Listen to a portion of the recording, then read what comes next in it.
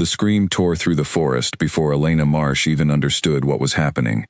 One moment she was walking home along the narrow trail behind the old mill, her basket of herbs swinging at her side, and the next moment the ground itself seemed to shake. Trees bent sideways as if a storm had rolled in from nowhere. Birds scattered from the branches in a panic. Elena froze, her heart slamming against her ribs, and then she saw him. He came out of the tree line, like something out of a nightmare, carved from muscle and shadow, tall, broad, moving with the kind of controlled power that made the air feel thinner around him. His eyes locked onto her instantly, and Elena felt something inside her chest twist painfully, as if her own body was betraying her before her mind could catch up. She knew that look. Every Omega feared that look. "No," she whispered, stepping back. "No, this isn't happening." But it was. Alaric Voss, king of the Blackthorn Dynasty, had crossed into rival territory for exactly one reason, and standing in front of him, frozen with fear and fury, was that reason. He had been searching for weeks, following faint traces of a scent his trackers could barely detect, a scent that belonged to an Omega so rare that most in his world assumed her kind no longer existed outside of old stories. Elena had spent her whole life hiding what she was. She had worn scent blockers since she was 14. She had trained herself to walk like a beta, speak like a beta, exist like a beta, because Omegas in the Northern Territories were not people. They were prizes. They were currency. They were claimed. And now the most powerful alpha in the region was walking toward her like she was already his. "Stay back," Elena said, raising the small blade she kept hidden in her sleeve. Her hand was shaking, but her voice was not. "I don't care who you are. I am not property." Something flickered across Alaric's face. Surprise, maybe, or something closer to respect, quickly buried beneath the cold mask he always wore in front of others. "I am not here to hurt you," he said. His voice was low, deliberate, carrying the kind of authority that made lesser men kneel without thinking. "I am here because my dynasty is dying, and you are the only Omega within 100 miles who can save it. That's not my problem. It is now." He moved fast. Too fast for her blade to matter. In the span of a single breath, Elena's wrist was caught, her blade knocked away, and Alaric's other hand pressed flat against the side of her neck. She felt a heat spread from his palm into her skin, sinking deep, marking her in a way she couldn't undo. The claiming mark.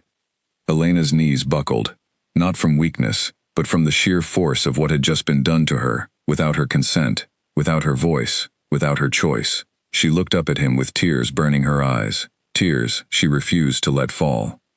"You had no right," she said through gritted teeth.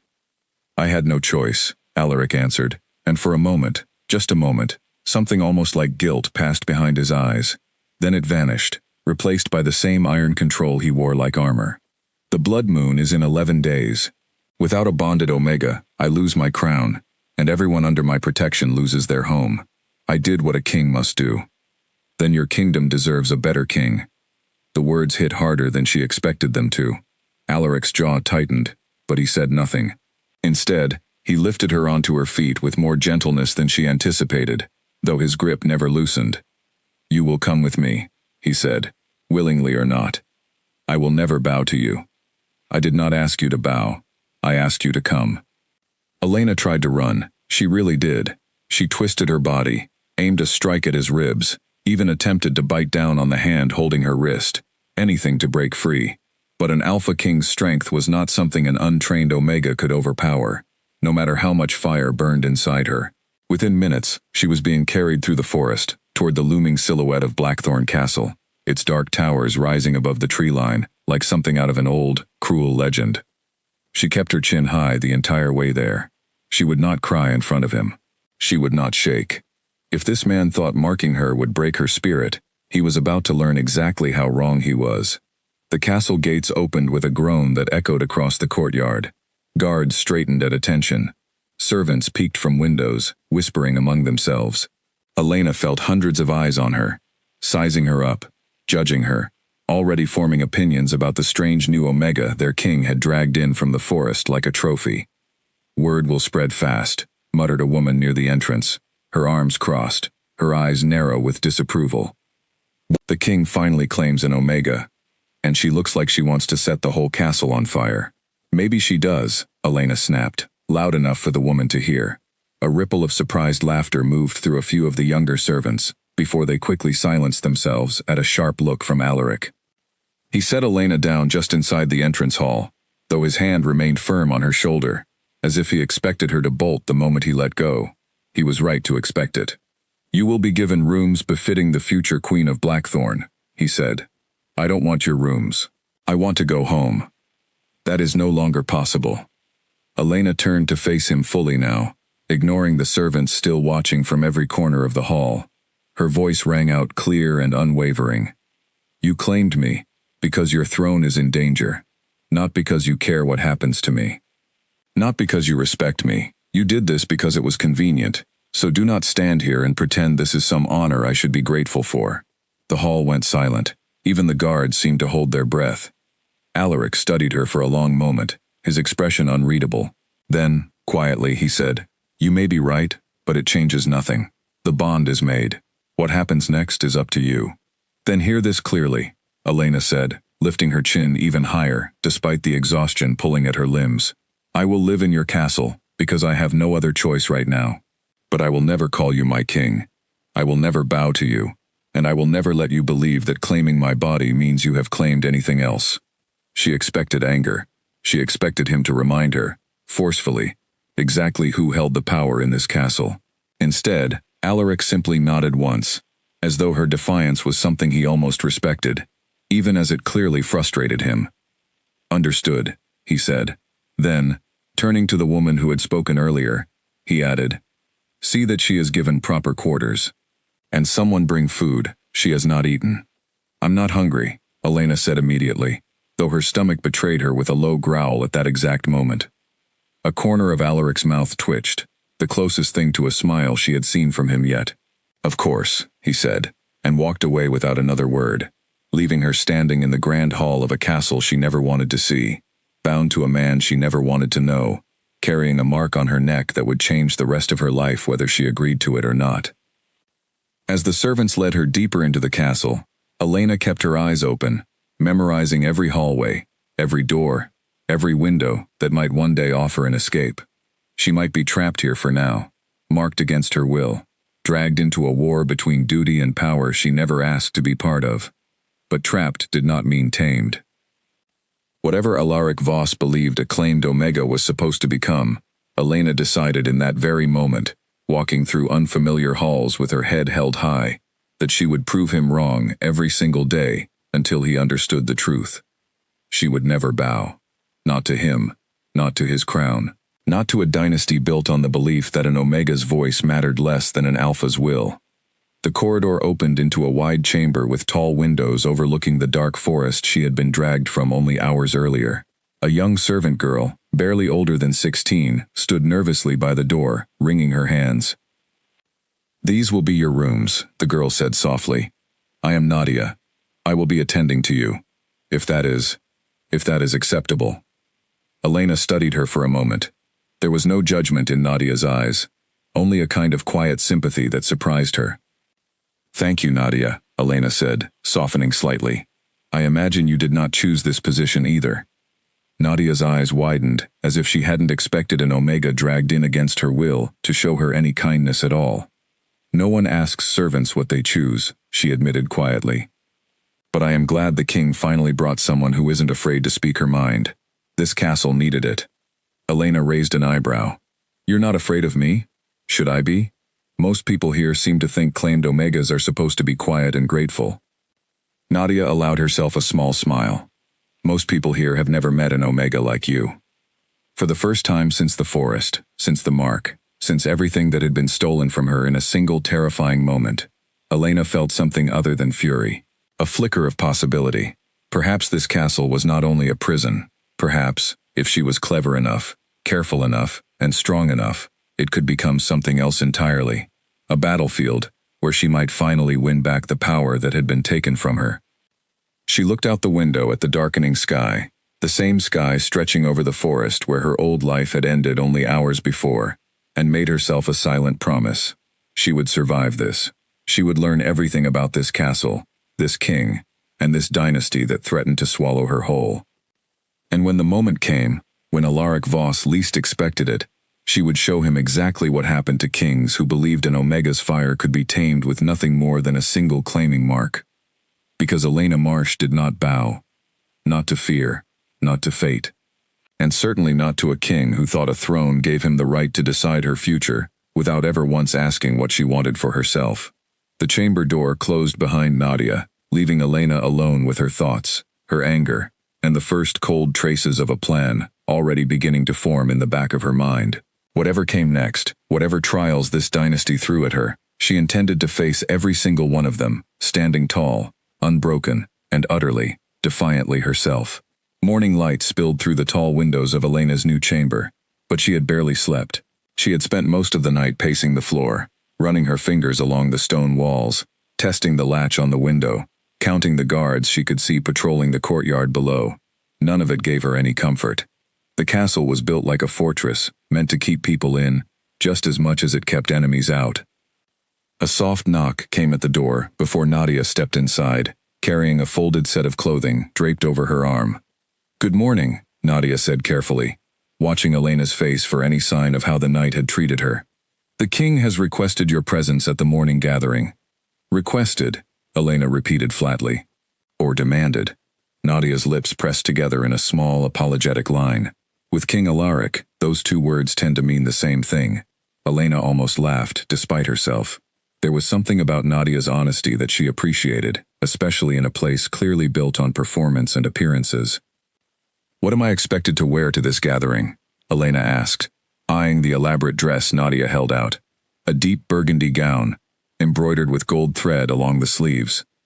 "This is customary for acclaimed Omega," Nadia explained. "It marks your new place among the dynasty."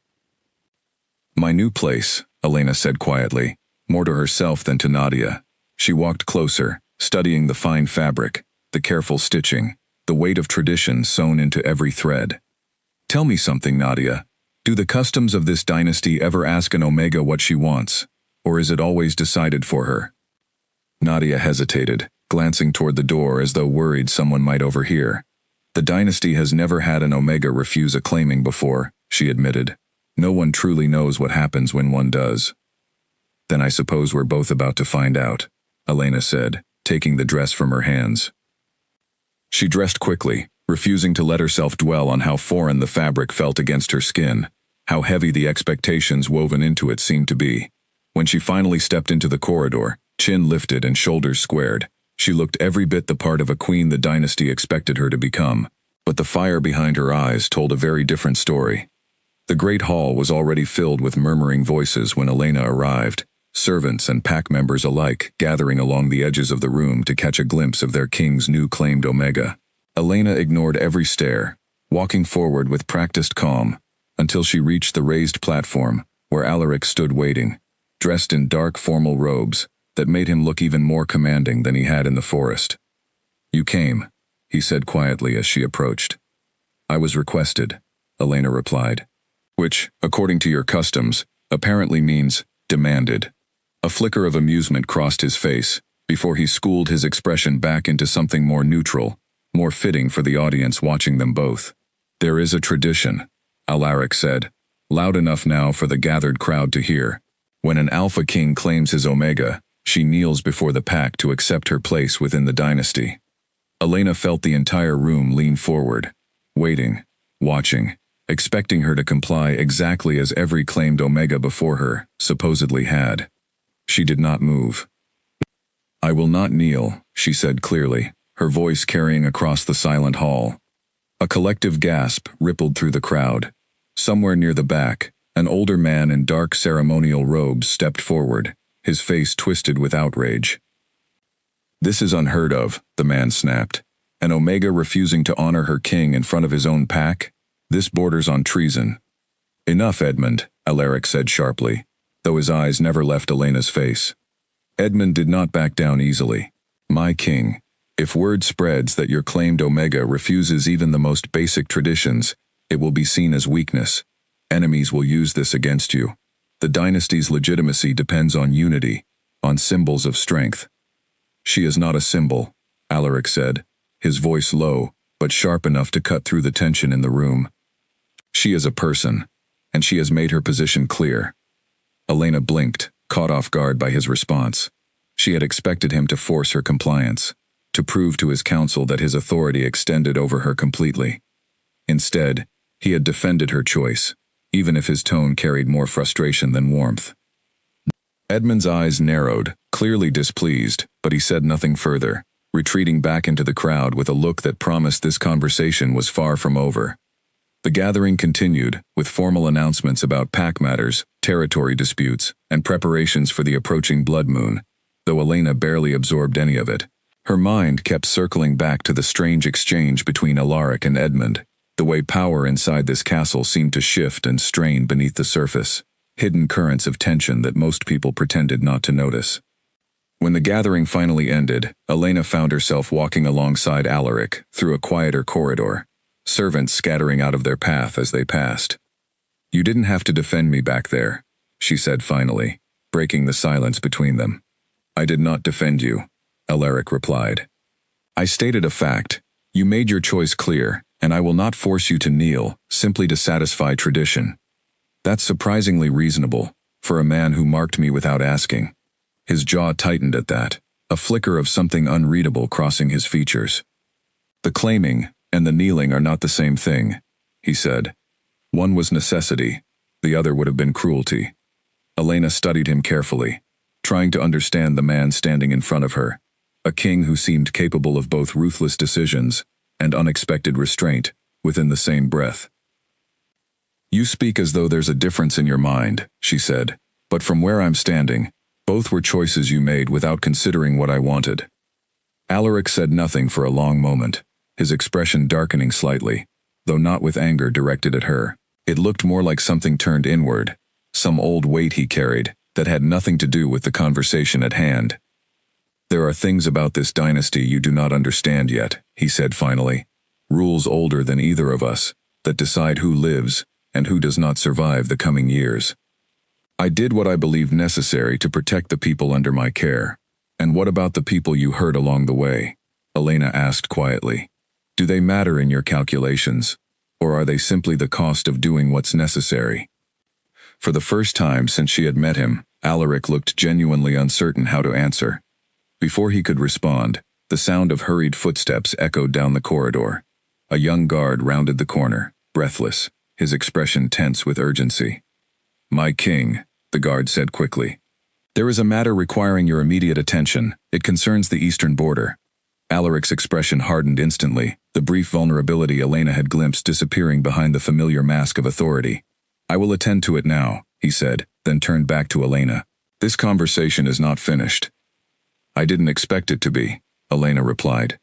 He studied her for a moment longer, something unreadable passing behind his eyes, before turning and following the guard down the corridor at a brisk pace, his robes sweeping behind him.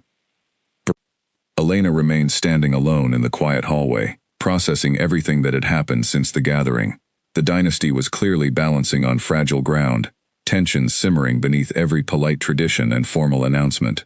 Edmund's reaction to her refusal revealed just how seriously the council viewed her presence, and Alaric's willingness to defend her, however reluctantly, suggested the king himself was navigating pressures she did not yet fully understand. She made her way back toward her chamber, deep in thought, when she noticed Nadia waiting near a side corridor, glancing nervously in both directions before approaching. "Elena," Nadia whispered urgently, "I need to tell you something, but you cannot repeat where you heard it." Elena's pulse quickened. "What is it?" Nadia glanced over her shoulder once more before continuing. "There are whispers among some of the council members, led by Edmund. They believe your refusal to accept tradition makes the king appear weak in front of the pack. Some of them believe drastic action may be needed to correct the situation before the blood moon arrives." "Drastic action," Elena repeated slowly. "What does that mean exactly?" Nadia's eyes filled with worry. "I don't know the details, but I've heard enough servants talking to know it isn't good. You should be careful who you trust within these walls, Elena. Not everyone here wants to see you succeed." Elena felt a cold chill settle over her despite the warmth of the corridor. She had known walking into this castle that she was stepping into danger, but she hadn't expected threats to form so quickly, hidden behind polished manners and formal ceremonies. "Thank you for telling me," Elena said quietly. I won't forget this." Nadia nodded, clearly relieved to have shared the burden of what she knew, before hurrying off down the corridor to attend to her other duties. Alone once more, Elena leaned against the cool stone wall, closing her eyes briefly, as she absorbed everything she had learned. This castle was far more complicated than simple tradition and ceremony. Beneath the surface, a power struggle was unfolding, one that could easily consume her if she wasn't careful enough to navigate it. She thought of Alaric's words in the corridor, his admission that rules older than either of them controlled outcomes neither of them could fully predict. She thought of Edmund's outrage, thinly veiled beneath formal courtesy. She thought of the blood moon, looming closer with each passing day, a deadline that seemed to be pushing everyone inside these walls toward decisions born from desperation rather than wisdom. Whatever happened next, Elena understood one thing with absolute certainty. Surviving this dynasty would require more than refusing to kneel. It would require intelligence, patience, and the willingness to turn the very traditions meant to control her into tools she could use for her own survival. She opened her eyes, pushed away from the wall, and walked toward her chamber, with newfound determination settling into her bones.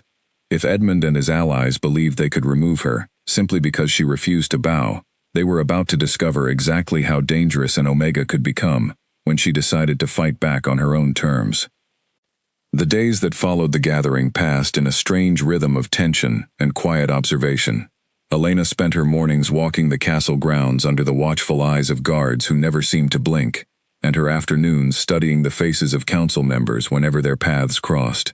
She had learned quickly that survival in Blackthorn Castle depended on understanding who held real power, and who simply pretended to. Edmund, she discovered, was not acting alone. Through careful listening and the occasional whispered comment from Nadia, Elena began piecing together the shape of the conspiracy forming around her. Edmund held a seat on the king's council as the eldest surviving advisor from Alaric's father's reign, and he commanded loyalty from at least 3 other council members, who feared losing their influence should the dynasty's traditions continue to bend under Elena's refusal to comply. One evening, while walking through a quiet corridor near the council chambers, Elena overheard voices drifting from behind a partially closed door. She paused, pressing herself against the shadowed wall, straining to catch every word. "If she continues defying tradition, the pack will see the king as unfit to lead," Edmund's voice said, sharp with frustration. "We cannot allow one stubborn Omega to unravel everything we have built." "What do you propose?" a second voice asked, one Elena did not recognize. "An accident," Edmund said simply. "Something that removes her from the situation without implicating the king directly. Grief can be managed. Weakness cannot." Elena's blood ran cold. She had suspected threats, but hearing the word accident, spoken so casually, so clinically, made the danger feel suddenly, terrifyingly real. She forced herself to breathe slowly, to keep her footsteps silent, as she backed away from the door and hurried down the corridor before anyone could notice her presence. Her mind raced through the implications of what she had just heard. Edmund was not simply displeased with her defiance.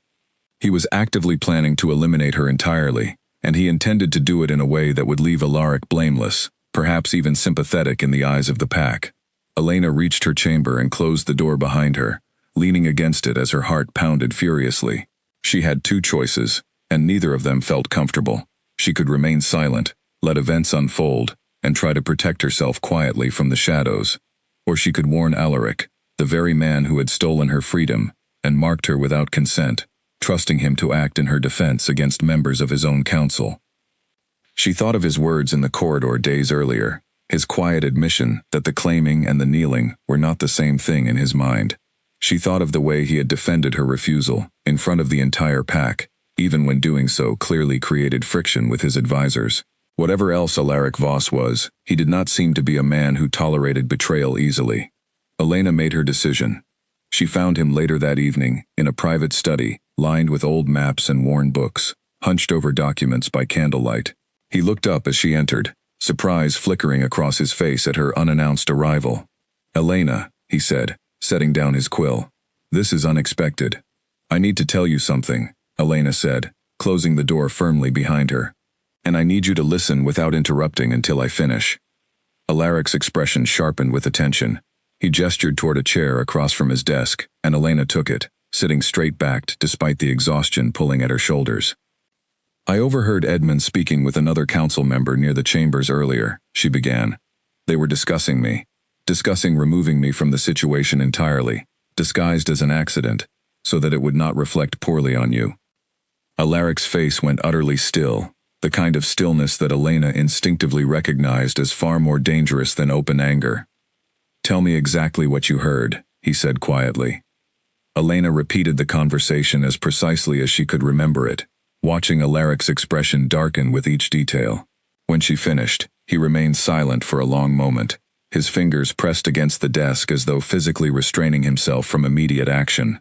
"You could have said nothing," he said finally, studying her carefully. "You could have let this unfold and used it against me later, or simply protected yourself without involving me at all." "I considered it," Elena admitted honestly. "But whatever exists between us, I will not stand by and let a man like Edmund decide that murder is an acceptable solution to his own discomfort. That is not justice. That is cowardice hiding behind ceremony." Something shifted in Alaric's expression, a warmth Elena hadn't seen from him before, quickly tempered by the seriousness of the situation at hand. "Thank you," he said simply, "for telling me." "I didn't do it for you," Elena said, though the sharpness in her voice had softened slightly. "I did it because it was right." Alaric nodded slowly, accepting her honesty without argument. "Regardless of your reasons, this changes things. Edmund has served this dynasty since before I took the throne. His influence runs deep among the older pack members. Removing him without proof of conspiracy could fracture the loyalty I depend on to maintain order, especially with the blood moon approaching," Elena asked. "I will watch him carefully," Alaric said, "and I will ensure you are protected without revealing that we know his intentions. If he believes his plans remain secret, he may act carelessly, giving us the proof needed to remove him permanently." Elena considered this, recognizing the strategic sense behind his reasoning even as unease settled in her stomach. "You're using me as bait." "I am protecting you while gathering the truth," Alaric corrected. "There is a difference, though I understand your hesitation to trust that difference given how we began." Elena studied him carefully, searching his face for any sign of manipulation, any hint that his concern for her safety was simply another calculated move in the endless game of power surrounding the throne. What she found instead was something that looked remarkably like genuine worry, carefully hidden beneath the composed exterior he wore for everyone else in the castle. "Fine," she said finally, "but I want to know everything. I will not be kept in the dark about threats against my own life, while you and your guards make decisions behind closed doors." "Agreed," Alaric said without hesitation. "You will know everything I know, as it happens." Over the following days, Alaric quietly increased security around Elena's chamber, without drawing attention to the change, assigning trusted guards who owed him personal loyalty, rather than allegiance, to the older council members. He also began granting Elena small freedoms she hadn't expected: permission to visit the training grounds, access to certain sections of the castle library, and most surprisingly, an invitation to observe council meetings from a distance, though not yet to participate directly. Elena used these freedoms wisely, spending hours in the training grounds watching pack warriors practice combat techniques, absorbing everything she could about their strengths and weaknesses.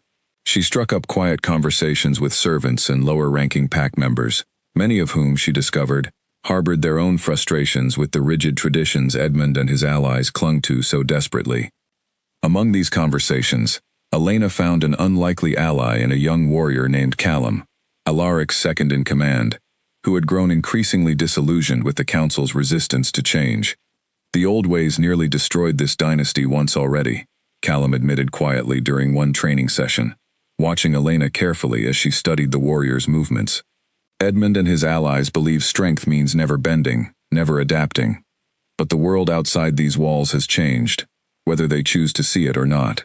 "And what do you believe?" Elena asked. Callum considered the question seriously before answering. "I believe a dynasty that survives by fear alone eventually collapses under its own weight. I believe King Alaric understands this more than his council gives him credit for, though he still struggles against decades of tradition drilled into him since childhood."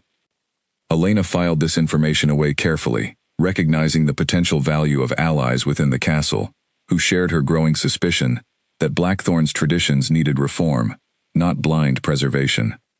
As days passed and the blood moon drew closer, tension inside the castle continued building beneath its polished surface. Edmund grew increasingly frustrated by Elena's continued freedoms, though he remained careful not to reveal his true intentions openly. Elena, meanwhile, continued gathering allies quietly, building a foundation of trust among servants and warriors, who had long felt unheard within the rigid hierarchy of Blackthorn's dynasty. Late one evening, as Elena walked back from the training grounds toward her chamber, she noticed Alaric standing alone near a window overlooking the darkened forest, his expression distant and troubled. "You look like a man carrying the weight of an entire dynasty on his shoulders," she said, approaching cautiously. "Perhaps because I am," Alaric replied without turning. "Edmund grows bolder each day, testing how far he can push before I am forced to act openly against him, and the blood moon approaches faster than I would like. What happens if the bond between us isn't strong enough by the blood moon?" Elena asked carefully, "What exactly does the dynasty lose?" Alaric finally turned to face her, his expression unusually vulnerable in the dim candlelight. "Everything," he said simply. "The throne, the protection this dynasty offers its people, decades of stability built by my father before me. Without a properly bonded omega, ancient law dictates the crown passes to whichever alpha proves strongest in open challenge. Given the current political climate, that challenger would almost certainly be someone far less interested in the well-being of our people than maintaining brutal control." Elena absorbed this information slowly, recognizing for the first time the true weight of what Alaric faced, separate from her own personal grievances against him. "That's an enormous burden to carry alone," she said quietly. "I have carried it since my father's death," Alaric admitted. "I stopped expecting help long ago." Something in his voice, some quiet exhaustion beneath the usual authority, made Elena pause. Whatever anger she still carried toward him for the manner of her claiming, she found herself unable to ignore the genuine weight pressing down on the man standing before her.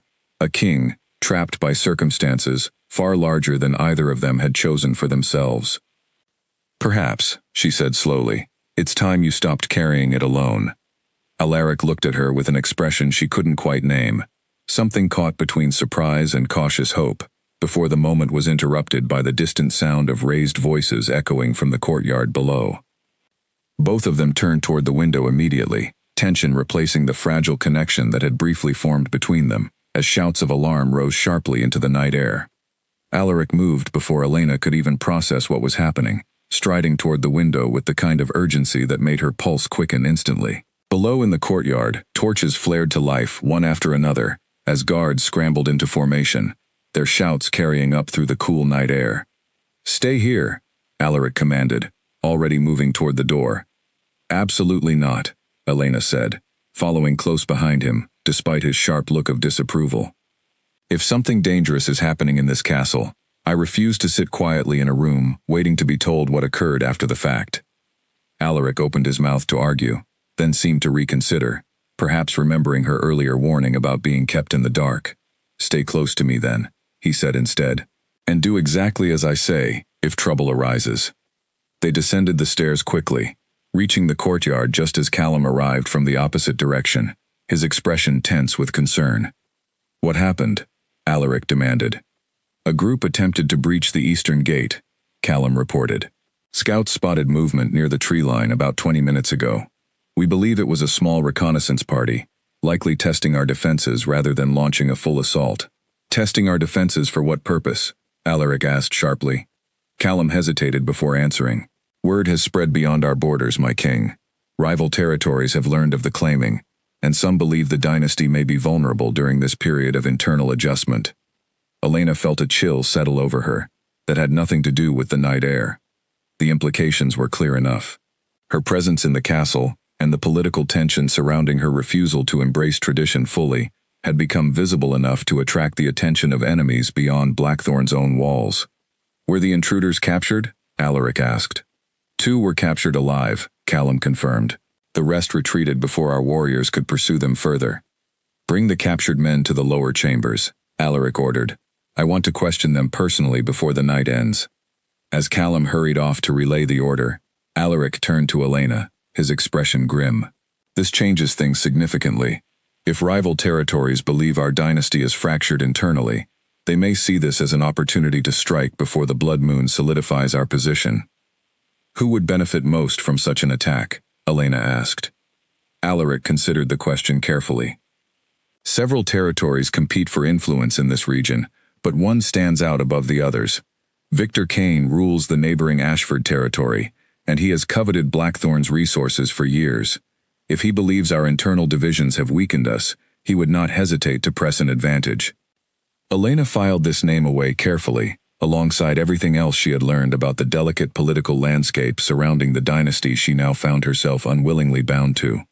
Over the following hour, Alaric questioned the two captured intruders personally, with Elena observing quietly from the shadows of the chamber, exactly as he had permitted. The men revealed little beyond confirming Callum's suspicions, that they had been sent to assess the strength of Blackthorn's defenses, following rumors of internal conflict surrounding the king's claiming of an unusually defiant Omega. Word travels faster than I anticipated, Alaric admitted afterward, as he and Elena walked together, back toward the main hall, the captured men now secured under guard for further questioning. Edmund's concerns about appearing weak were not entirely unfounded, it seems, even if his proposed solution remains unacceptable. So what happens now? Elena asked. Now, Alaric said, his expression hardening with determination. We ensure that whatever internal disagreements exist within these walls, we present absolute unity to any outside threat. Rival territories must understand that Blackthorn remains strong, regardless of the adjustments happening within our own traditions. Elena considered this carefully. And how do you propose we accomplish that unity, given that half your council apparently wants me removed entirely?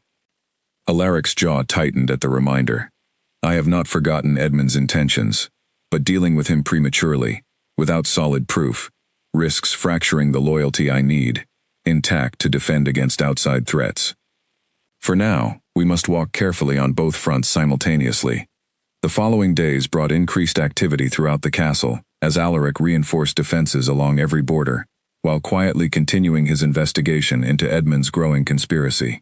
Elena found herself drawn increasingly into these preparations, her natural intelligence and keen observational skills proving valuable during strategy discussions she had initially only been permitted to observe.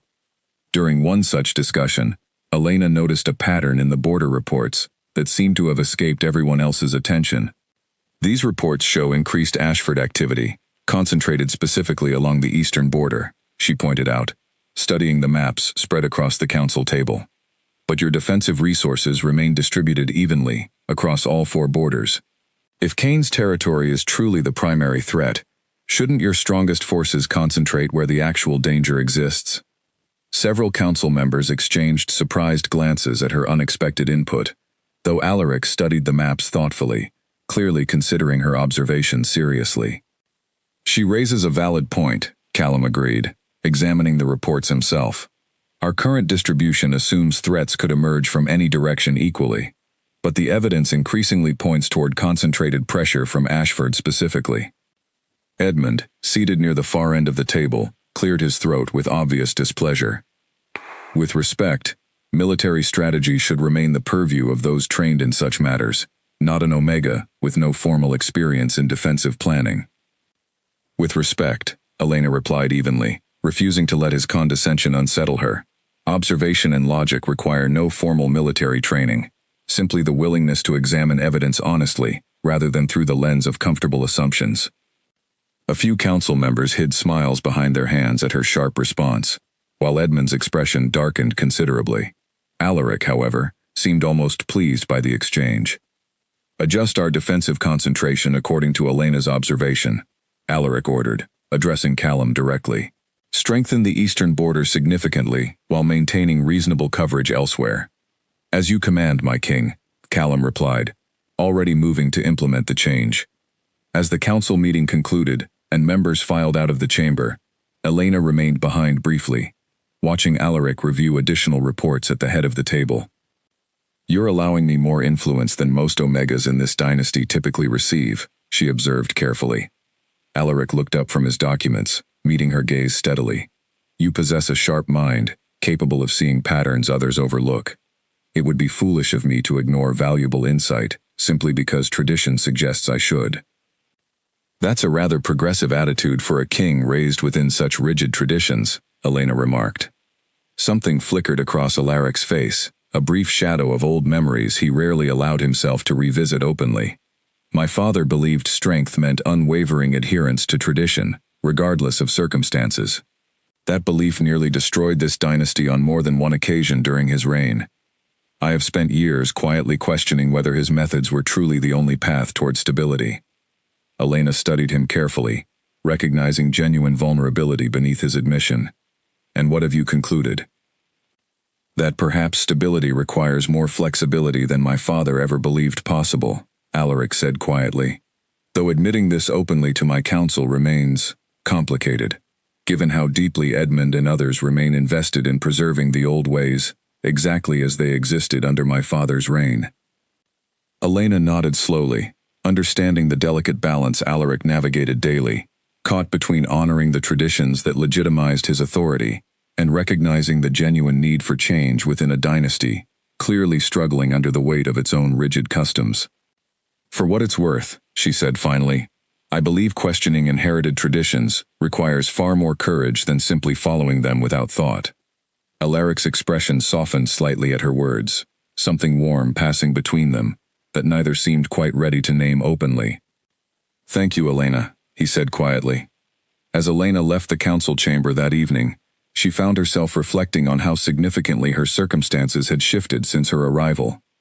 She remained bound to a man who had claimed her without consent, trapped within a dynasty built on traditions she fundamentally disagreed with. Yet she had also discovered unexpected influence within these very walls, influence she intended to use carefully to protect herself, her growing circle of allies, and perhaps, despite her initial fury, even the conflicted king who seemed increasingly willing to question the rigid world he had inherited. Whatever challenges remained ahead, whatever threats continued lurking both within the castle's own council chambers and beyond its borders, Elena resolved to continue building her foundation of influence and alliance, ensuring that when the true test of strength eventually arrived, she would be more than prepared to face it standing firmly on her own terms. Weeks passed, and the castle settled into a fragile rhythm. Elena had grown more visible among the pack, her sharp observations during council meetings earning quiet respect from warriors and servants alike, even as Edmund and his allies watched her rising influence with barely concealed resentment. The blood moon loomed closer now, only days away, and the pressure inside Blackthorn's walls had grown thick enough to taste. One afternoon, Elena found Alaric alone in the castle's small private library, a room she had not yet explored during her time within these walls. He sat near the window, an old leather-bound book open on his lap, though his eyes seemed fixed on something far beyond the pages in front of him. I didn't expect to find you reading, Elena said, stepping into the room quietly. Alaric glanced up, closing the book gently. It belonged to my mother, he said, running his fingers along the worn cover. She died when I was young. My father never spoke of her afterward, as though acknowledging his own grief would somehow weaken his authority in front of the pack. Elena moved closer, settling into the chair across from him. That sounds like a lonely way to grieve. My father believed emotion itself was a weakness kings could not afford, Alaric said quietly. He taught me the same lesson from the moment I was old enough to understand his words. Strength meant control. Control meant suppressing anything that might be perceived as vulnerability. And do you still believe that? Elena asked. Alaric considered the question for a long moment before answering. I believed it completely, once. It shaped every decision I made as a young alpha rising toward the throne. I believed claiming you as I did, marking you without your consent, was simply another necessary act of strength, regardless of what it cost you personally. Elena felt an old flash of anger resurface at the memory, though she found herself listening carefully rather than interrupting, sensing that Alaric was working toward something important. But watching you these past weeks, he continued, watching you refuse to bow despite everything taken from you, watching you build alliances and offer insight my own counsel overlooked, simply because tradition dictates, your voice matters less than mine. I have begun questioning everything my father taught me about strength. What have you concluded? Elena asked softly, echoing the question she had posed to him weeks earlier in the council chamber. That perhaps true strength requires the courage to be vulnerable, Alaric admitted. That perhaps my father's rigid control created only the illusion of stability, built on fear rather than genuine loyalty. You have shown more courage refusing to bow than I demonstrated forcing you into a bond you never chose. Elena studied him carefully, recognizing the genuine weight behind his words, the difficulty he clearly faced admitting fault after a lifetime trained to view such admissions as weakness. That's an important realization, she said carefully, but realizing something and acting differently because of it are two very separate things. I understand that, Alaric said, which is why I intend to make changes, not simply acknowledge them privately in quiet conversations like this one. Before Elena could respond, a sharp knock interrupted them, and Callum entered the library, his expression tense with urgency. My king, Elena, Callum said quickly. Scouts have confirmed increased movement along the eastern border. Ashford forces appear to be mobilizing in significant numbers. We believe an attack may be imminent, possibly within the next day or two, timed deliberately to strike before the blood moon solidifies your position. Alaric rose immediately, the vulnerability from moments earlier, replaced instantly by the composed authority Elena had grown accustomed to seeing during moments of crisis. Sound the defensive preparations, Alaric commanded. Every available warrior to the eastern border immediately. I want scouts continuously monitoring their movements, and I want to know the moment their intentions become clear. Callum nodded and hurried from the room to relay the orders, leaving Alaric and Elena alone once more, though the fragile intimacy from moments earlier had shifted entirely into urgent preparation for what appeared to be an inevitable confrontation. This is exactly what Edmund feared, Alaric said grimly. Enemies sensing weakness during our internal transition. Then we prove them wrong, Elena said firmly, together. Alaric looked at her, surprise flickering across his features at her immediate willingness to stand alongside him, despite everything that remained unresolved between them. You would fight for a dynasty that claimed you against your will, he asked. I would fight for the innocent people who live within these walls, people like Nadia, like the servants and warriors who have shown me genuine kindness, despite the circumstances of my arrival. Elena replied. This fight is bigger than the grievances between us, Alaric. Whatever remains unresolved regarding my claiming, I will not stand aside while innocent lives are threatened by an enemy seeking to exploit our division. Something shifted in Alaric's expression, a mixture of respect and something deeper, something he seemed reluctant to name openly, given the urgency of the moment. Then let us prepare, he said finally, together, as you suggested. The following hours passed in a blur of frantic preparation throughout Blackthorn Castle. Warriors gathered weapons and armor, strategists reviewed defensive positions along the eastern border, and servants worked tirelessly preparing medical supplies for the wounded that inevitable conflict would produce. Elena found herself moving through the chaos with unexpected purpose, offering suggestions where her outside perspective proved valuable, comforting frightened servants who had never experienced open conflict, and generally proving herself far more capable within a crisis than anyone, including herself, had initially expected. Late into the evening, as preparations continued around them, Elena found herself standing beside Alaric near the eastern wall, watching torchlight flicker across the darkened tree line where enemy forces were believed to be gathering. Are you afraid? Alaric asked quietly, breaking the tense silence between them. Terrified, Elena admitted honestly, but fear has never stopped me from doing what needs to be done. It simply reminds me why the doing matters so much. Alaric studied her profile in the flickering torchlight, something like admiration clear in his expression. You continue surprising me, Elena Marsh. Good, Elena replied, a small smile touching her lips despite the tension surrounding them. I intend to keep doing exactly that. As the night deepened and the castle braced itself for whatever confrontation awaited beyond its walls, Elena felt something shift within herself as well, a growing recognition that whatever complicated feelings existed between herself and the man standing beside her, whatever unresolved anger remained regarding the manner of her claiming, a genuine partnership was beginning to form between them, born not from tradition or forced obligation, but from mutual respect, earned through shared challenges and honest conversation. Whatever the coming battle held for them, Elena resolved to face it standing firmly beside Alaric, not because tradition demanded her loyalty, but because she had chosen, entirely on her own terms, to protect the people and the fragile hope for change that had begun taking root within Blackthorn's ancient walls. The distant sound of horns echoing from the tree line signaled that their preparations were about to be tested far sooner than either of them had hoped. The horns echoed again, closer this time, and the entire eastern wall seemed to hold its breath in response. Torches lined the battlements, casting long shadows across the faces of warriors gripping their weapons tightly, waiting for the order that would send them into the darkness beyond the castle walls. "They mean to strike before dawn," Alaric said, his eyes fixed on the distant tree line where movement had become visible even without torchlight, shapes shifting between the trunks like restless shadows given form. "Cain wants to catch us unprepared, believing our internal divisions have left us vulnerable." "Then let's show him exactly how wrong that assumption is," Elena said, surprising herself with the steadiness in her own voice. Callum approached quickly, his expression grim but focused. "Warriors are positioned along the full length of the eastern wall, my king. Archers ready on the towers. Ground forces prepared to intercept should they breach the outer defenses." "Good," Alaric said. "Elena, I need you inside the castle, in the medical hall preparing for wounded."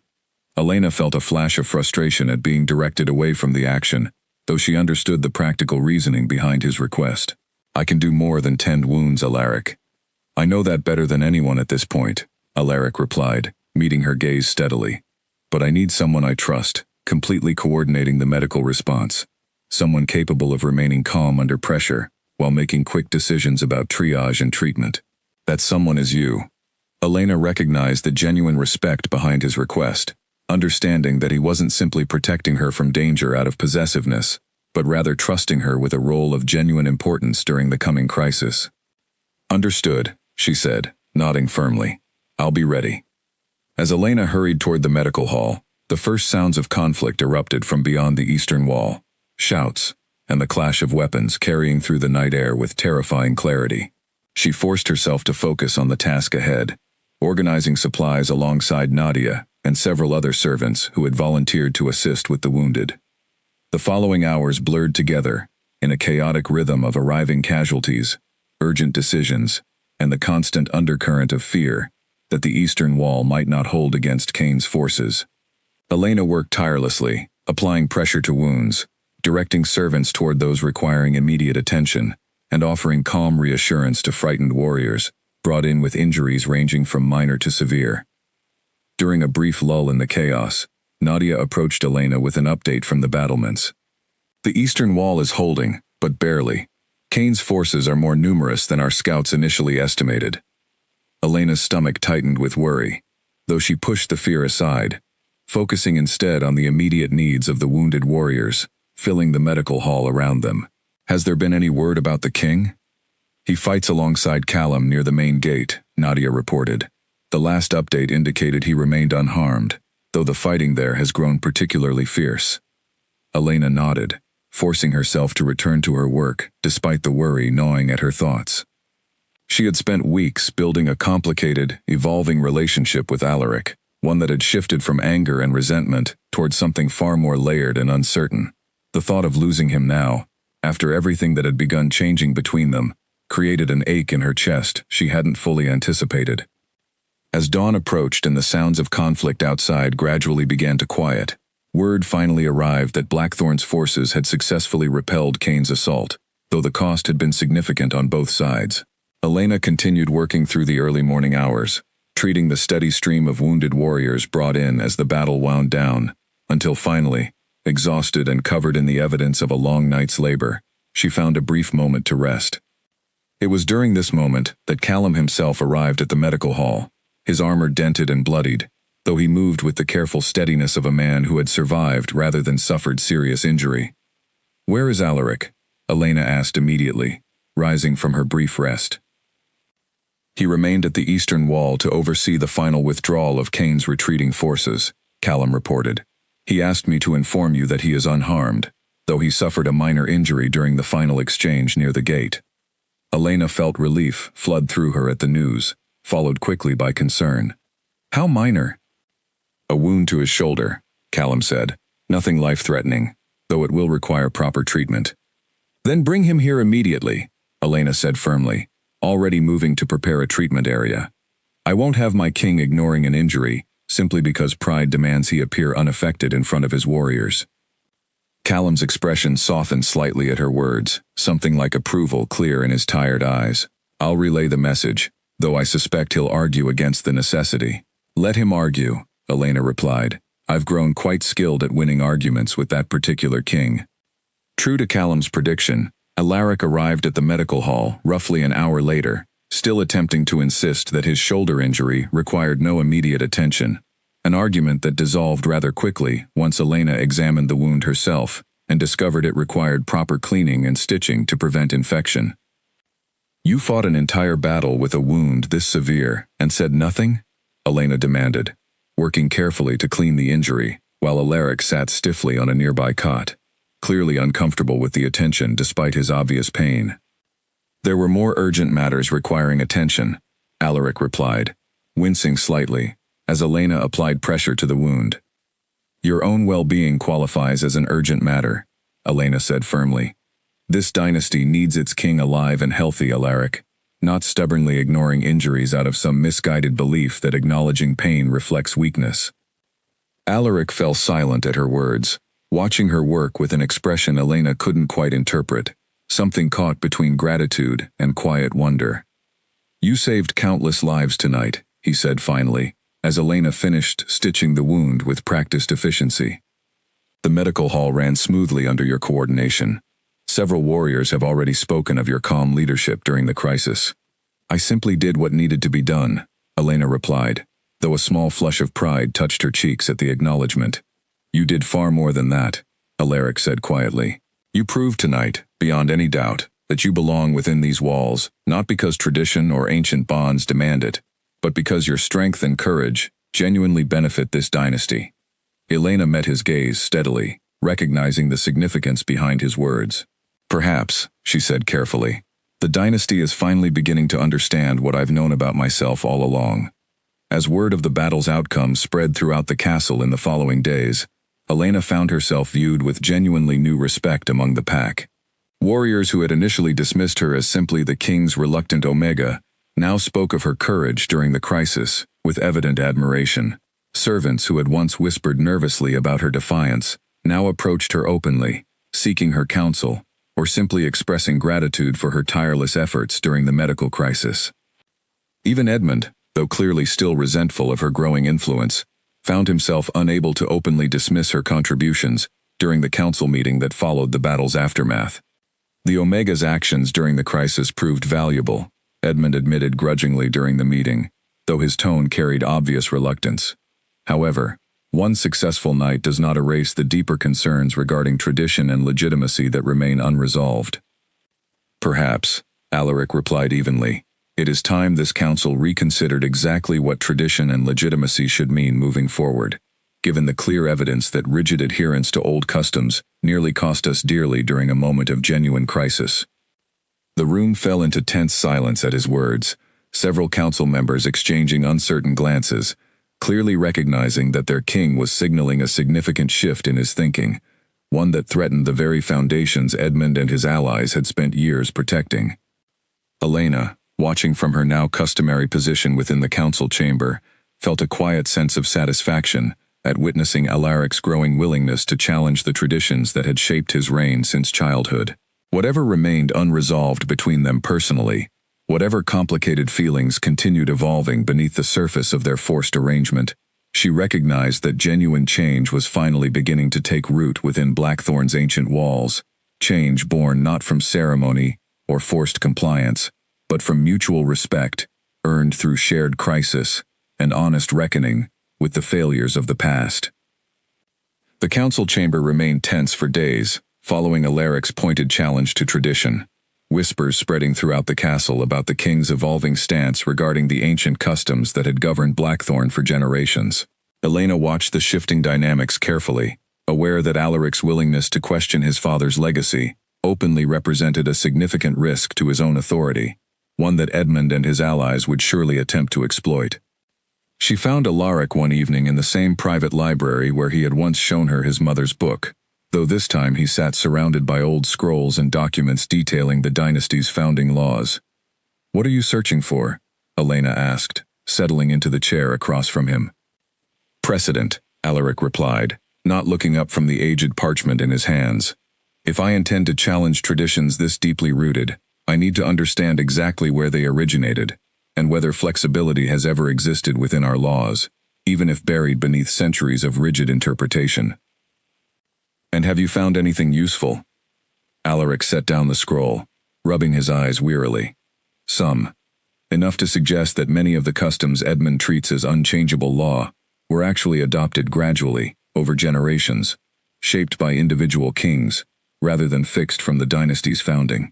My father simply enforced them with such absolute conviction that few questioned whether alternatives had ever existed." "That's significant," Elena said, leaning forward with interest. "It means the traditions Edmund defends so fiercely aren't actually as ancient or unbreakable as he claims." "Precisely," Alaric agreed, "which gives me legitimate grounds to propose changes without appearing to abandon the dynasty's foundational principles entirely." Elena studied him carefully, recognizing the careful political calculation behind his research, though she also sensed something deeper motivating his efforts, a genuine desire to reshape the dynasty into something more just than the rigid structure his father had built. "You've changed significantly since the day you claimed me in that forest," she observed. Alaric's expression grew thoughtful. "I have. Watching you refuse to accept the role tradition demanded of you. Watching you build genuine influence through courage and intelligence, rather than forced compliance. It forced me to confront uncomfortable truths about the dynasty I inherited. My father believed control required suppressing individual voice entirely. You have shown me that genuine strength comes from allowing voices to be heard, even when they challenge established authority." Elena felt something warm settle in her chest at his words, though she remained cautious about fully trusting the transformation she witnessed developing before her. "Recognizing this is important," she said carefully, echoing words she had spoken to him weeks earlier. "But I need to see it reflected in genuine action, not simply private conversations shared between the two of us." "I understand," Alaric said, meeting her gaze steadily. "Which is why I intend to make a formal announcement before the full council and pack, proposing significant reforms to how Omegas are treated within this dynasty, beginning with the abolition of forced kneeling ceremonies and moving toward genuine consultation in matters affecting their lives." Elena's breath caught slightly at the magnitude of what he was proposing. "Edmund will fight this fiercely." "I expect nothing less," Alaric replied, "but I am prepared to fight equally fiercely for what I now believe is right, regardless of the political cost to my own authority." The following days brought intense preparation for what Alaric termed the reform announcement, a formal gathering where he intended to present his proposed changes before the entire pack, council members and common warriors alike. Elena found herself deeply involved in these preparations, offering insight into which reforms would prove most meaningful, based on conversations she had gathered from servants and Omegas throughout the castle during her weeks of careful relationship building. "The forced marking ceremonies need addressing specifically," Elena advised during one preparation session, reviewing draft proposals alongside Alaric and Callum. "Many Omegas throughout this territory live in genuine fear of being claimed exactly as I was, without consent or consideration for their own wishes. If your reforms fail to address this directly, the announcement will feel incomplete." "Agreed," Alaric said, making notes on the document before him. "Though I recognize the irony of me proposing such reform, given how our own bond began." "The irony isn't lost on me either," Elena admitted honestly. "But perhaps that irony makes your voice more powerful, not less. A king, who acknowledges his own mistake and works actively to prevent others from experiencing similar harm, carries more credibility than one who simply proposes reform from a position of theoretical distance." Alaric studied her for a long moment, something raw and genuine passing across his features. "Would you be willing to speak alongside me during the announcement? Your voice, sharing your own experience honestly with the pack, would carry weight my words alone cannot provide." Elena considered the request carefully, recognizing both the significance of the opportunity and the vulnerability required to speak openly about her own experience in front of the entire pack. "I would need to speak honestly," she said finally, "not simply supporting your narrative, but sharing my genuine perspective, including the anger and fear I felt when you claimed me." "That's exactly what I'm asking for," Alaric replied without hesitation. The pack needs to understand the genuine cost of the traditions we're changing, not a sanitized version, designed to make the transition more comfortable. Elena nodded slowly, respect for Alaric's genuine commitment to honest reform, growing with each conversation they shared. Then yes, I'll stand beside you. The day of the reform announcement arrived with the entire pack gathered in the great hall, tension and curiosity mixing thick in the air, as word had already spread regarding the significant changes their king intended to propose. Elena stood beside Alaric on the raised platform, her heart pounding as she surveyed the gathered crowd, recognizing faces she had grown familiar with during her weeks within the castle walls. Alaric began speaking, his voice carrying clearly across the silent hall as he outlined the traditions his father had established, the rigid control that had shaped Blackthorn's governance for decades, and his own growing recognition that such control had come at genuine cost to the individuals living under the dynasty's protection. I claimed Elena Marsh without her consent, Alaric said clearly, his voice steady despite the vulnerability of the admission. I believed at the time that necessity justified the action, that the survival of our dynasty depended on decisions made without regard for individual wishes. I was wrong. A murmur rippled through the gathered crowd at his direct admission, several council members shifting uncomfortably, Edmund's expression darkening visibly near the front of the hall. Elena has taught me, through her courage and her refusal to simply accept the role tradition demanded of her, that genuine strength requires listening to voices we have historically silenced, Alaric continued. Effective immediately, forced kneeling ceremonies for claimed Omegas are abolished. Consultation with Omegas regarding matters affecting their lives will become standard practice within this dynasty's governance, not an exception granted at an Alpha's discretion. Elena stepped forward then, as they had planned, addressing the crowd directly. When King Alaric claimed me, I felt my entire identity stolen in a single moment, she said, her voice carrying clearly, despite the nervousness fluttering in her chest. I refused to bow, not out of simple stubbornness, but because I understood that accepting tradition, without question, meant accepting the belief that my voice mattered less, simply because of what I am. I stand before you today, not because tradition finally demanded my compliance, but because genuine change within this dynasty has earned my willingness to stand here voluntarily. The hall remained silent for a long moment following her words, before scattered applause began rippling through the crowd, growing steadily louder as more pack members joined in support of the reforms being announced. Edmund, however, remained conspicuously silent, his expression carefully controlled despite the obvious fury simmering beneath the surface.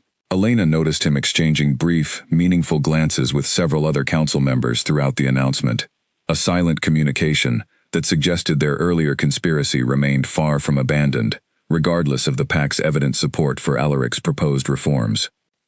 As the announcement concluded and the gathered crowd began dispersing, discussing the significant changes among themselves, Elena found herself approached by Nadia, whose eyes shone with unexpected emotion.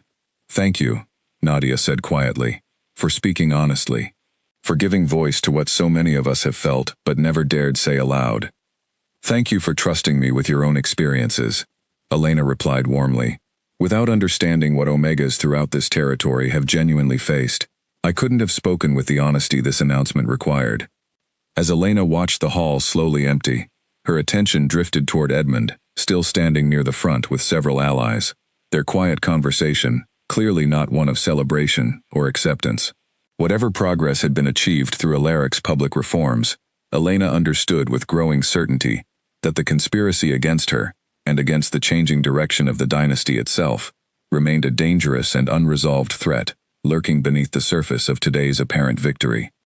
The days following the reform announcement brought a strange mixture of celebration and quiet unease throughout Blackthorn Castle.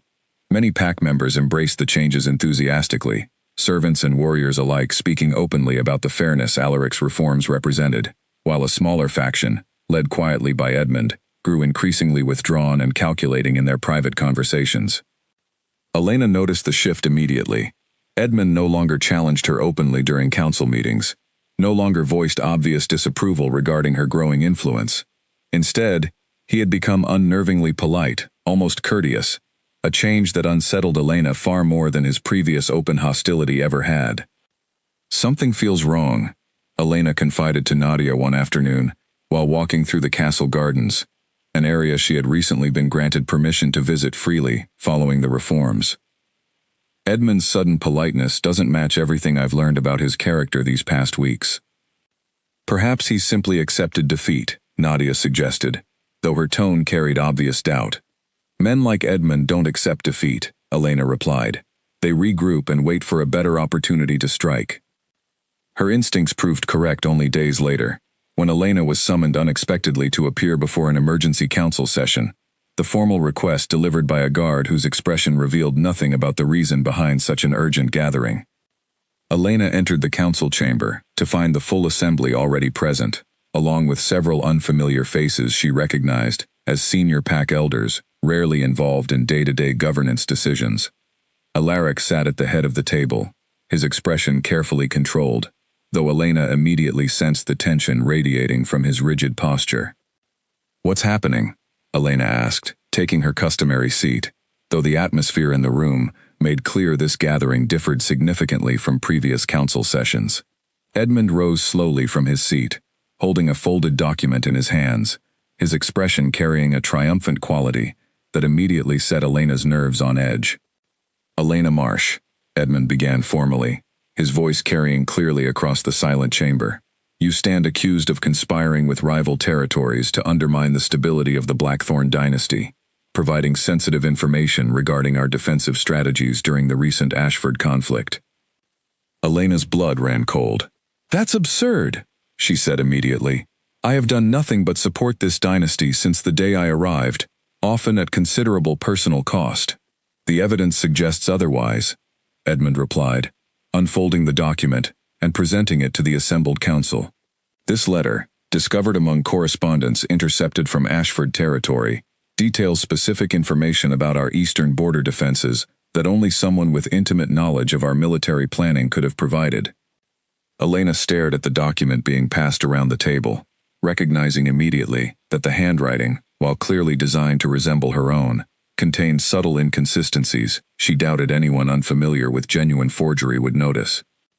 "This is forged," Elena said firmly, meeting Edmund's gaze directly. "I have never communicated with anyone from Ashford territory, and this letter proves nothing beyond someone's clear desire to remove me from this castle through fabricated evidence." "A convenient claim," Edmund replied smoothly, "though ancient law dictates that accusations of treason against the dynasty require formal tribunal, regardless of the accused's protests of innocence." Alaric's expression darkened considerably at Edmund's words, though Elena noticed him remaining carefully controlled, clearly recognizing the political trap being laid before them. "On what basis do you claim this letter's authenticity?" Alaric asked sharply. "The handwriting matches samples collected from Elena's correspondence within the castle," Edmund replied. "Additionally, 3 witnesses have come forward, claiming to have observed Elena engaging in suspicious behavior near the eastern border during the weeks preceding the Ashford attack." Elena's mind raced, recognizing immediately the sophistication of the conspiracy arrayed against her. Whoever had orchestrated this scheme had clearly planned carefully, gathering false witnesses and fabricated evidence designed specifically to appear credible before a formal tribunal. "I demand to know the identity of these witnesses," Elena said firmly. "Their identities will be revealed during the formal tribunal, as ancient law requires," Edmund replied, his composed demeanor barely concealing evident satisfaction at Elena's growing distress. Alaric rose from his seat, his authority radiating clearly despite the obvious tension gripping the chamber. "This tribunal will proceed according to proper legal process," he said firmly, "but I want it clearly understood that I find these accusations deeply suspicious, given their timing immediately following reforms that certain individuals within this council have openly opposed." "Are you suggesting the accusation itself is politically motivated, my king?" Edmund asked, his tone carrying carefully controlled challenge. "I am suggesting," Alaric replied evenly, "that justice requires thorough investigation, not simply accepting evidence at face value when convenient timing raises legitimate questions about its authenticity." The council session concluded with the formal tribunal scheduled for 3 days later, giving both sides time to prepare their evidence and arguments. Elena left the chamber with her mind racing, understanding clearly that her very survival within the dynasty now depended on proving the conspiracy against her before ancient law demanded severe consequences for treason.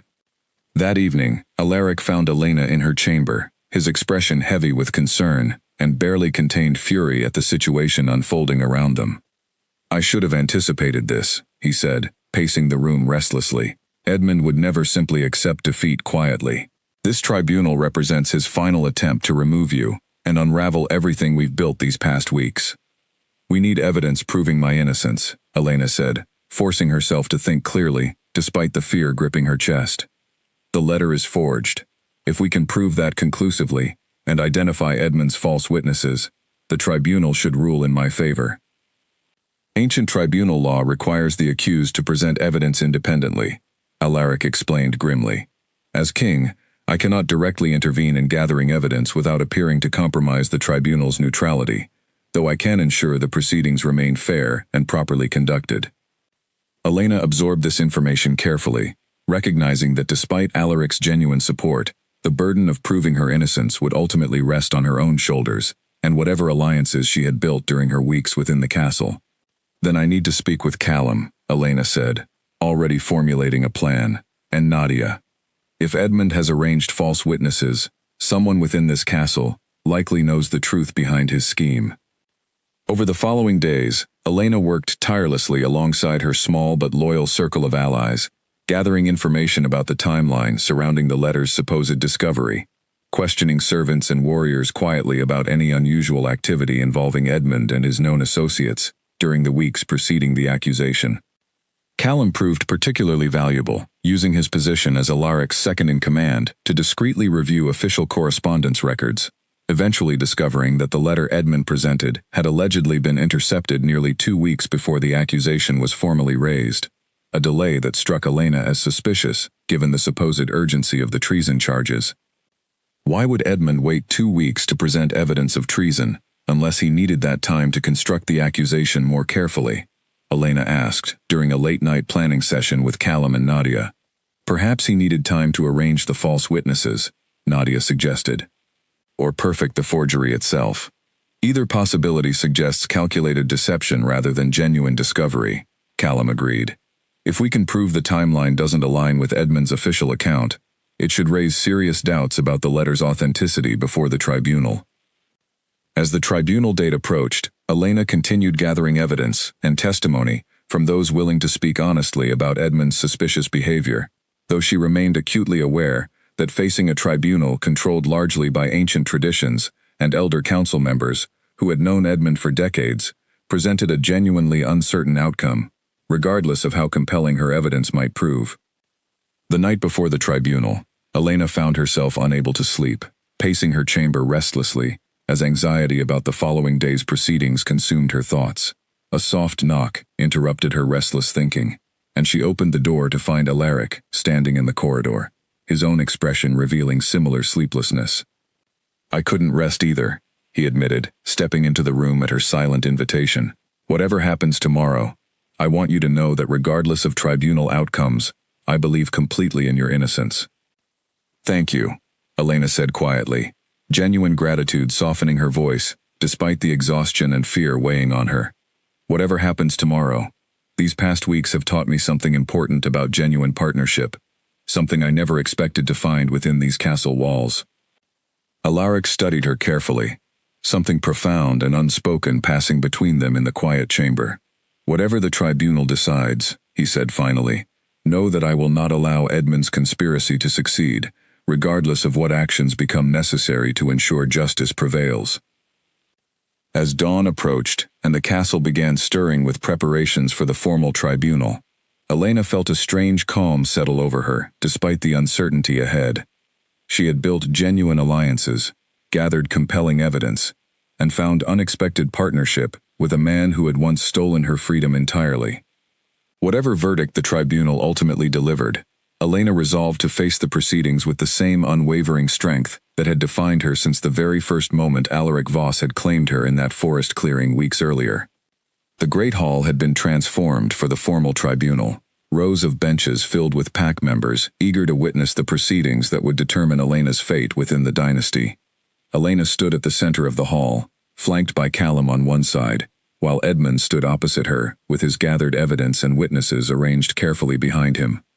Alaric sat at the raised platform alongside 3 senior elders who would serve as tribunal judges, his expression carefully neutral despite Elena's certainty that maintaining such composure required tremendous effort, given his obvious support for her innocence. The eldest of the tribunal judges, a woman named Grace Holloway who had served the dynasty since Alaric's father's reign, called the proceedings to order with practiced formality. This tribunal convenes to determine the truth regarding accusations of treason against Elena Marsh, Grace announced, her voice carrying clearly across the silent hall. Edmund Ray, present your evidence. Edmund stepped forward confidently, presenting the forged letter once again before the tribunal judges, along with formal statements from his 3 witnesses, each of whom claimed to have observed Elena engaging in secretive conversations near the eastern border during the weeks preceding the Ashford attack. The evidence is clear, Edmund concluded, his tone carrying practiced conviction.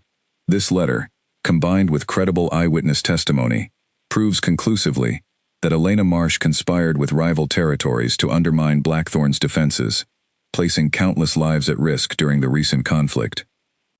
Grace turned toward Elena. You may present your defense. Elena stepped forward, her heart pounding, despite the calm composure she forced into her voice. I have never communicated with anyone from Ashford territory, she began firmly. This letter is a forgery, and I have evidence proving exactly that. She gestured toward Callum, who stepped forward carrying official documentation.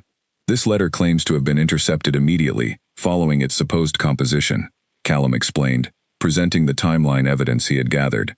However, official correspondence records demonstrate that Edmund possessed this letter nearly 2 weeks before formally presenting these treason charges, a significant delay that raises serious questions about when and how this document was actually obtained. A murmur rippled through the gathered crowd at this revelation, several tribunal judges exchanging concerned glances. Furthermore, Elena continued, gaining confidence as she spoke, I have gathered testimony from several servants and warriors who can attest to my actual whereabouts during the specific dates Edmund's witnesses claim to have observed suspicious behavior near the eastern border. Nadia stepped forward then, her voice trembling slightly with nervousness, though her words carried clear conviction. I personally attended to Elena during the dates in question, Nadia stated. She remained within the castle grounds, primarily assisting with medical preparations following the Ashford conflict. She never once traveled near the eastern border during the time frame Edmund's witnesses describe. 2 additional servants stepped forward, corroborating Nadia's testimony with their own accounts of Elena's whereabouts during the disputed dates, creating a clear pattern of evidence directly contradicting Edmund's fabricated witnesses. Edmund's composure faltered slightly as the tribunal judges began exchanging increasingly skeptical glances, clearly recognizing the significant discrepancies emerging within his carefully constructed case. These witnesses could simply be lying to protect Elena, Edmund argued, though his voice carried less conviction than before. Loyalty can easily be manufactured through favor or fear.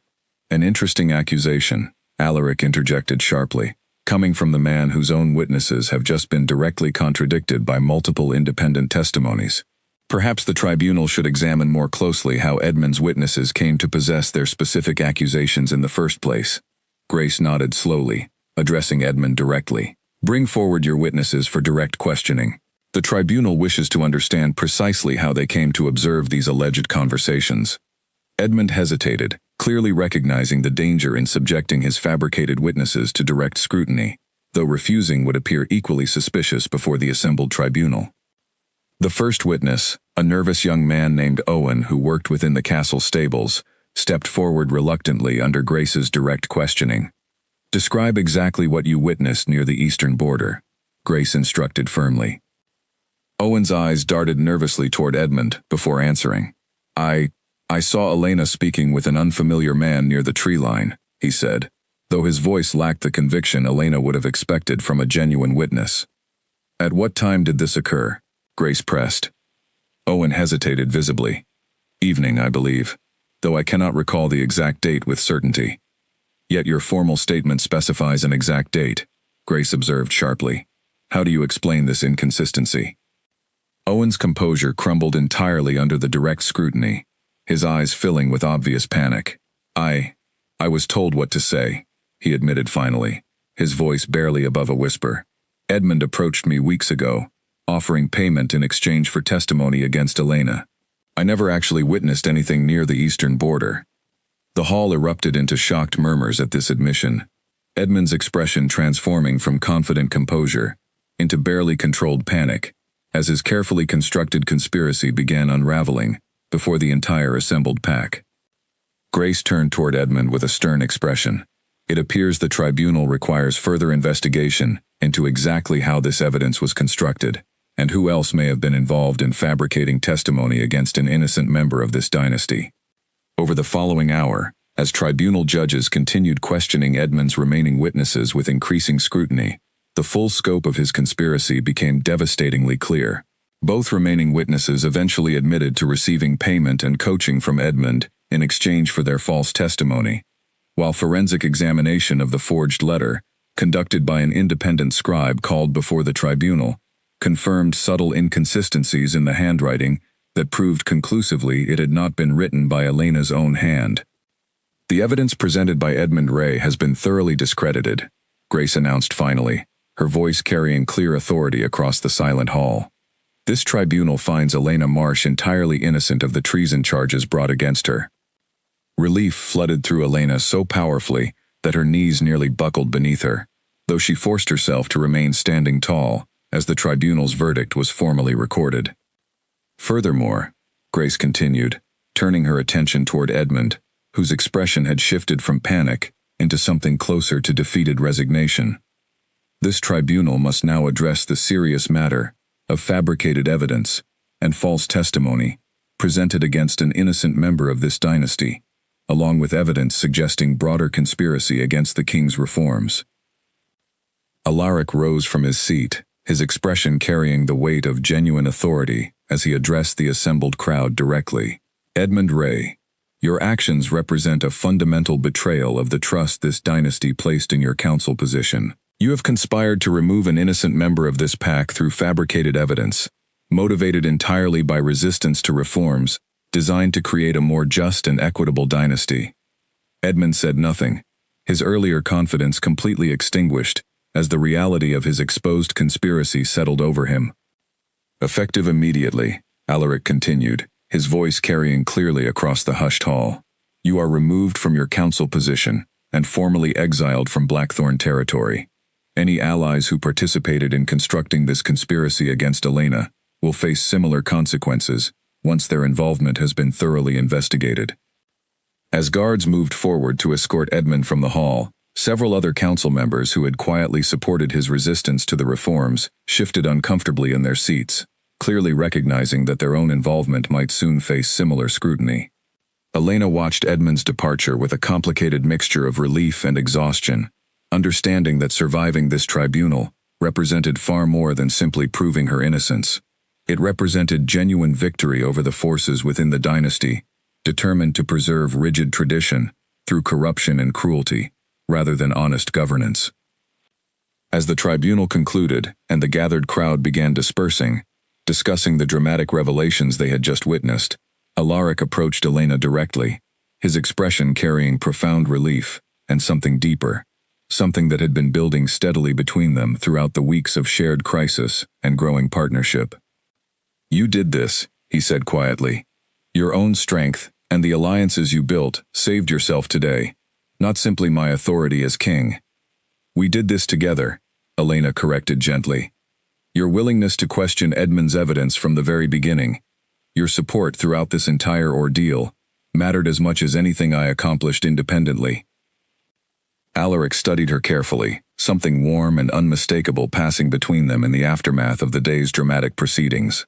Whatever comes next for this dynasty, he said, I find myself hoping you intend to remain part of shaping that future, not out of obligation or ancient bonds, but because you genuinely choose to.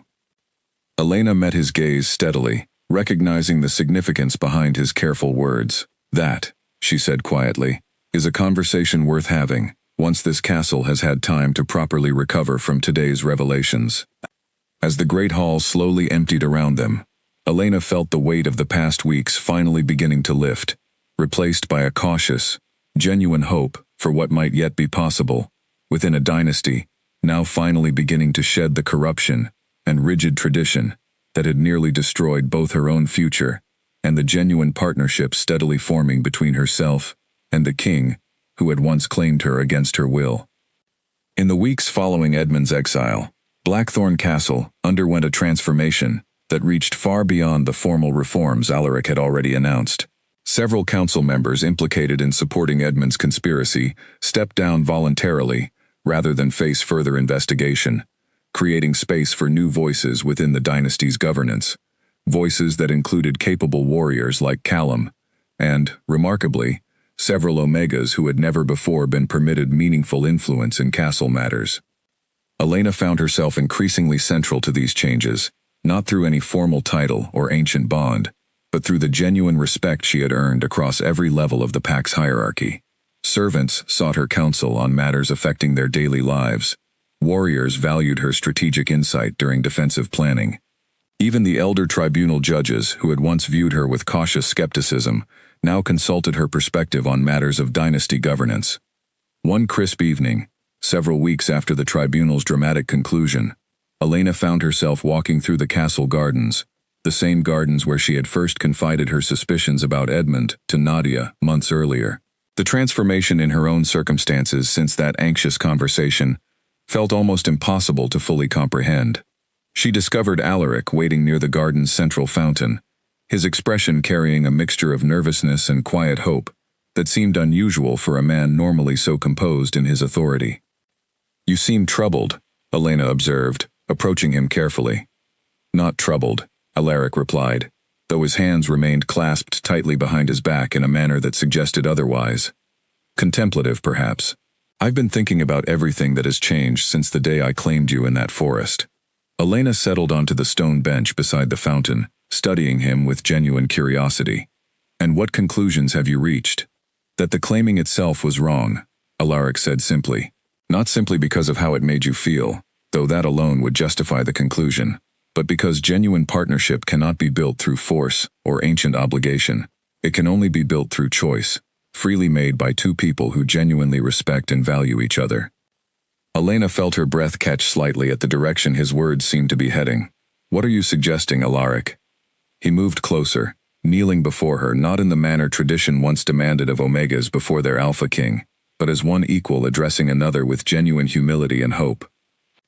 "I am asking," he said carefully, "whether you would choose to remain here, not because ancient bonds demand it, not because tradition or obligation requires your presence, but because you genuinely wish to build a future alongside me, ruling this dynasty together, as true partners rather than king and claimed Omega."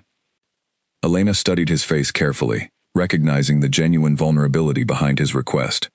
A man who had once believed strength required suppressing emotion entirely, now kneeling before her with complete honesty about his hopes and uncertainties.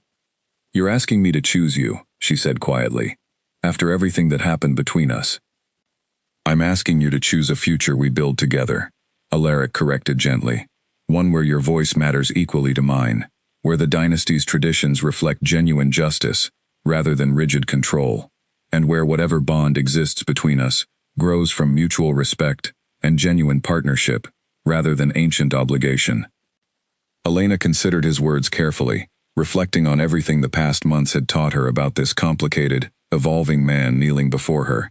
She thought of the fury she had felt in that forest clearing, the fear and helplessness of being claimed against her will. She thought of the gradual transformation she had witnessed since then, Alaric's growing willingness to question his father's rigid legacy, his genuine support during her tribunal, his consistent respect for her intelligence and strength, even when doing so challenged deeply ingrained traditions. "I refused to bow when you first claimed me," Elena said slowly, "because bowing represented submission to a fate I never chose for myself. But choosing to stand beside you now, as an equal partner, rather than a claimed Omega, that represents something entirely different." Alaric watched her carefully, hope and uncertainty mixing clearly in his expression as he waited for her answer. "I choose this," Elena said finally, her voice carrying quiet conviction. "Not because tradition demands it, not because ancient bonds require my compliance, but because I have watched you become someone genuinely worthy of partnership, someone willing to question everything he once believed, simply because doing so proved right and just. Relief and joy flooded across Alaric's features as he rose slowly from his kneeling position, though he maintained careful distance, clearly understanding that whatever developed between them now needed to unfold naturally, rather than through presumption. "Then let us build this dynasty's future together," he said, "as true equals, starting from this moment forward." Elena smiled, genuine warmth replacing the guarded caution she had maintained since her arrival months earlier. "Together," she agreed. In the months that followed, Blackthorn Dynasty underwent a genuine transformation that extended far beyond Elena and Alaric's personal partnership. The reforms initially announced following the Ashford conflict expanded significantly, creating formal pathways for Omegas throughout the territory to pursue education, leadership roles, and genuine autonomy, previously denied under generations of rigid tradition. Callum assumed a formal advisory position reflecting his proven loyalty and strategic insight, while Nadia, whose courage in testifying during Elena's tribunal had earned widespread respect, found herself appointed to oversee reforms, specifically benefiting servants and lower-ranking pack members throughout the dynasty. Word of Blackthorn's transformation spread beyond its own borders eventually, other territories observing with cautious curiosity, as the dynasty once known for rigid tradition and forceful control evolved into something markedly different, a governance model built increasingly on consultation, genuine partnership, and respect for individual voice, rather than absolute hierarchical control. Elena often found herself reflecting on the journey that had brought her to this point, from a frightened young woman fleeing through forest trails desperate to hide her true nature, to a woman who had refused to bow before an alpha king and, through that very refusal, had reshaped an entire dynasty's understanding of strength and justice. She thought sometimes of that first terrifying encounter in the forest, the fury and helplessness she had felt as Alaric marked her without consent, believing dominance alone could secure her compliance. She thought of how wrong that assumption had proven, and how the genuine partnership that eventually formed between them had grown not from forced obligation, but from mutual struggle, honest confrontation with difficult truths, and ultimately, genuine choice freely made by two people who had each been transformed by the journey they shared. Standing once again in the same garden where Alaric had knelt before her weeks earlier, watching the sun set golden over Blackthorn's ancient towers, Elena understood with complete certainty that whatever challenges still lay ahead for the dynasty and the partnership she had chosen to build, she faced them not as a claimed Omega bound by ancient tradition, but as an equal partner who had earned her place through her own strength, courage, and unwavering refusal to accept anything less than genuine respect. She had never bowed to fear, never bowed to tradition, never bowed to the belief that her voice mattered less, simply because of what she was, and in refusing to bow, she had helped transform not only her own fate, but the future of an entire dynasty that would carry forward the lessons of courage, honesty, and genuine partnership for generations to come.